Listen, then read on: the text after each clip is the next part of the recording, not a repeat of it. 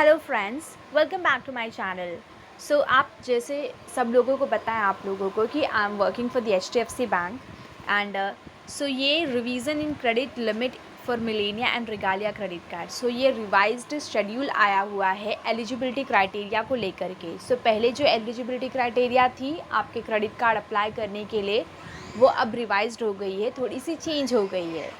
इसलिए ये बड़ा सा जो अपडेट आया है ये मैं आप लोगों तक पहुंचाना चाहूँगी, बिकॉज़ जो लोग भी क्रेडिट कार्ड अप्लाई करने के लिए सोच रहे हैं या फिर जाना चाह रहे हैं क्रेडिट कार्ड अप्लाई करने के लिए, तो उनके लिए ये वीडियो बहुत ही हेल्पफुल होने वाला है।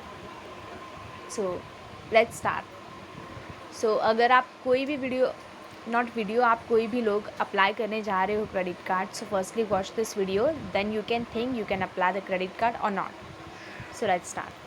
फर्स्ट यहाँ पे क्या लिखा हुआ है, new Millennia credit card floor limit is revised to ₹100K। जो मिलेनिया क्रेडिट कार्ड है ना, उसका जो लिमिट है वो रिवाइज्ड हो गया है, 100 हो गया है। बिकॉज पहले जो मिलेनिया क्रेडिट कार्ड का जो लिमिट होता था, बेसिक लिमिट, वो 75,000 होता था, लेकिन अब ये चेंज होकर के हो गया है 1 लाख। एंड नीचे क्या लिखा हुआ है, regalia credit card retail floor limit is revised back to ₹3 lakh, 300K, it means 3 lakh. पहले क्या था, 1 लाख था बेसिक लिमिट, अब क्या हो गया है, 3 लाख हो गया है। अगर किसी के पास रिगालिया कार्ड है तो उनका जो बेसिक लिमिट रहेगा वो 3 लाख रहेगा। नीचे ये क्या दिए गए हैं, कैटेगरीज।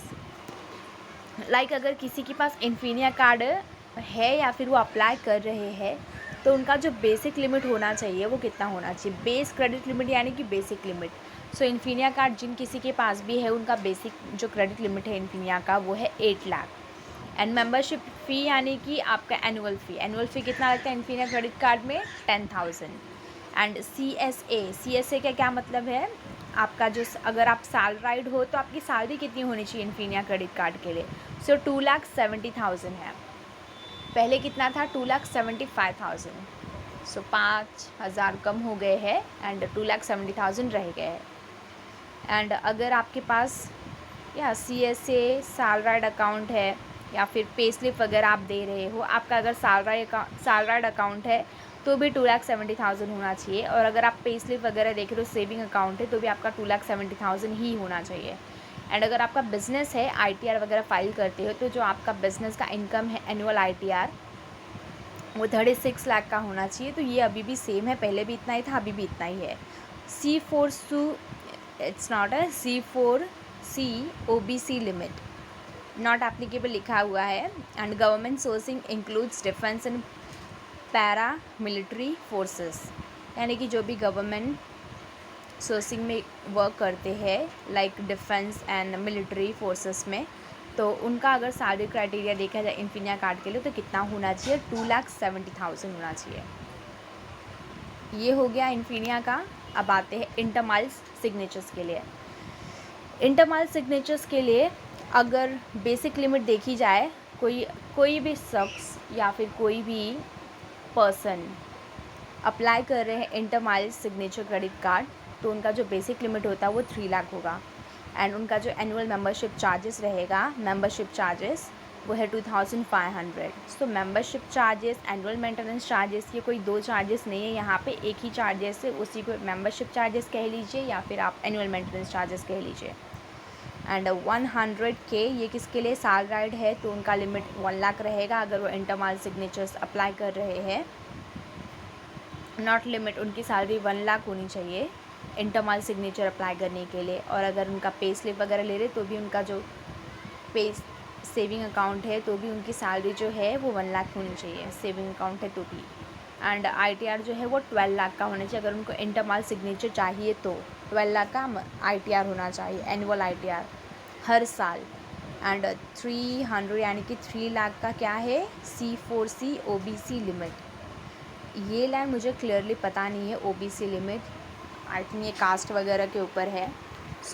इस लाइन को थोड़ा स्किप करना चाहूँगी, बाकी के इन्फॉर्मेशन जो मैं दे रही हूँ वो एग्जैक्टली करेक्ट है। And government sourcing include defence and para military forces, यहाँ पे भी अगर कोई गवर्नमेंट सोर्सिंग में काम कर रहे हैं तो उनका जो सैलरी होना चाहिए वो भी 1 लाख होना चाहिए। ये हो गया इंटरमाइल सिग्नेचर्स के लिए। एंड अब आते हैं रिगालिया पे, जो कि बहुत ही फेमस कार्ड है। जिन कस्टमर्स को कुछ नहीं पता होता है, कुछ लोगों को बस रिगालिया पता होता है, वो बोलते हैं कि बस मुझे रिगालिया दे दो, तो ये उन कस्टमर्स के लिए है। सो रिगालिया का जो बेसिक लिमिट रहेगा वो 3 लाख है, एंड जो मेंबरशिप यानी कि एनुअल मेंबरशिप चार्जेस है वो 2500 है, एंड सैलराइड अकाउंट है, यानी कि सैलरी बेसिस पे अगर वो वर्क कर रहे हैं 1 लाख की सैलरी होनी चाहिए, और अगर उनका सेविंग अकाउंट वगैरह है तो भी उनका 1 लाख का सैलरी होनी चाहिए। एंड अगर उनका बिज़नेस है, ITR वगैरह फाइल करते हैं तो भी 12 लाख का ITR होना चाहिए, तब जा कर के वो रिगालिया ले सकते हैं। एंड ये लास्ट वन मिलिट्री फोर्सेस यानी कि गवर्नमेंट से रिलेटेड कुछ वर्क कर रहे हैं डिफेंस में, मिलिट्री में, तो 1 लाख का उनका सैलरी होनी चाहिए। एंड अब आते हैं मिलेनिया में। मिलेनिया के लिए बेसिक लिमिट क्या होती है? 100, इट मीन्स 1 लाख, एंड 1000 क्या रहेगा? Membership fees. उनकी जो सैलरी होनी चाहिए 35,000 होनी चाहिए monthly salary, and saving account है तो भी मंथली सैलरी 35,000 होना चाहिए।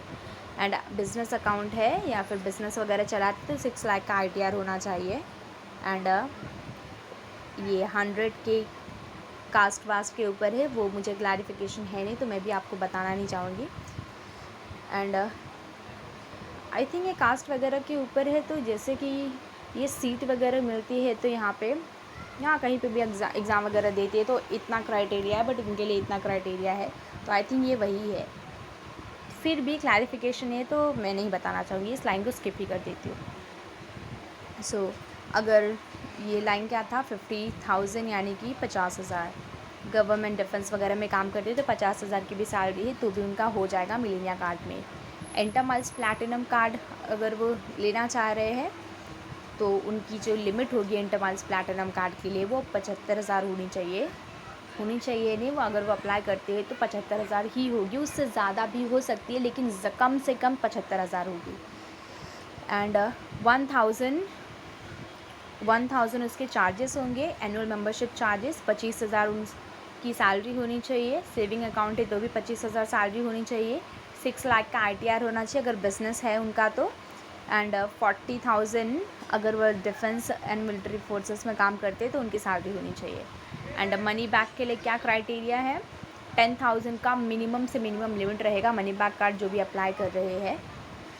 500 यानी कि 500 चार्जेस है मनी बैक के, एंड 12,000 भी सैलरी है मनी बैक अप्लाई करने के लिए तो भी चल जाएगा सैलराइड अकाउंट के लिए। बट अगर उनका सेविंग अकाउंट है तो उनकी जो सैलरी होती है वो 18,000 होनी चाहिए, और अगर उनका बिज़नेस है तो 6 लाख होना चाहिए।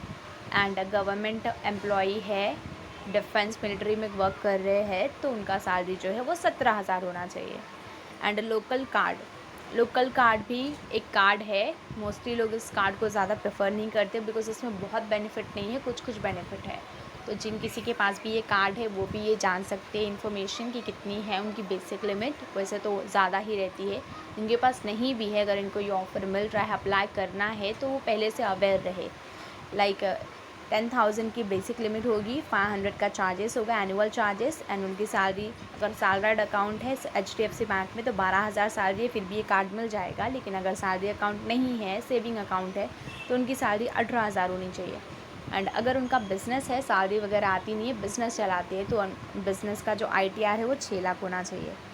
एंड अगर डिफेंस वगैरह में काम करते हैं, गवर्नमेंट सोर्सिंग में मिलिट्री फोर्सेस में, तो 17,000 की सैलरी होनी चाहिए। सो एंड नीचे भी कुछ लिखा हुआ वो भी पढ़ लेती हूँ। नीचे यही लिखा हुआ कि SS यानी कि company categorization to be applied for income versus product selection. हाँ, कंपनी भी उनकी जो सैलराइड का क्राइटेरिया देखते हैं ना, तो कंपनी की कैटेगरी भी देखते हैं, A ग्रेड कंपनी है टू B ग्रेड कंपनी है, तो उसके ऊपर भी डिपेंड होता है। रेफर टू सैलरी कंपन ये जाने देते हैं। The above income grid is effective from 1st day of October 2021। So as you know October start हो गए हैं, सो ये अप्लाई भी हो गए हैं आज से, नॉट आज से, आज तो 3rd है, हाँ आज तो 4th है। सो 1st अक्टूबर से ही ये क्राइटेरिया स्टार्ट हो गया है। या so thank you so much guys for watching my videos. Thank you.